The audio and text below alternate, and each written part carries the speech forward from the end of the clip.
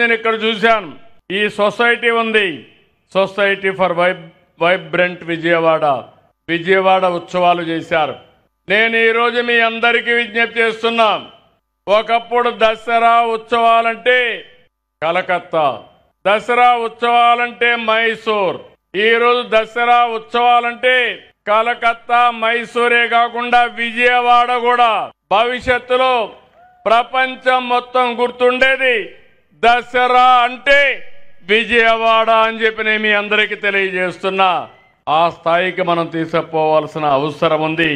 ఈరోజు 6 చోట్ల విజయవాడ ఉత్సవ కార్యక్రమాలు నిర్వహిస్తే 2.5 లక్షల మంది వచ్చారు. ఘంటసాల సంగీత కళాశాల, తుమ్మలపల్లి కళాక్షేత్రం, మున్సిపల్ స్టేడియం, పున్నమి ఘాట్, ఇబ్రహీంపట్నం, గొల్లపూడి ఎక్స్పో గ్రౌండ్స్ లో కళారూపాలని, ఈవెంట్లని అద్భుతంగా చేశారు. ఇన్ని ఈవెంట్లు ఇంత బాగా చేయడం అనేది అసాధారణం. కానీ ఇక్కడ చూస్తే 280 ఈవెంట్లు జరిగాయి. చరిత్రలో ఎక్కడ కూడా ఇన్ని కార్యక్రమాలు చేయడం ఇదే మొట్టమొదటిసారి. జానపద నృత్యాలు గాని, బుర్ర కథలు, అరికథలు, తోలు బొమ్మలాట్లు ఇవన్నీ బాగా కట్టుకున్నాయి. ఇంకో పక్క ఈరోజు సినిమా ఈవెంట్స్ కూడా కండక్ట్ చేసి పెద్ద ఎత్తున ముందుకెళ్లారు. ఇది కాకుండా హెలీ రైడింగ్ ఏర్పాటు చేశారు. ఇందులో కూడా ఒక 2,000 మంది పాల్గొన్నారు. అన్నిటికీ అనూహ్య స్పందన వచ్చింది.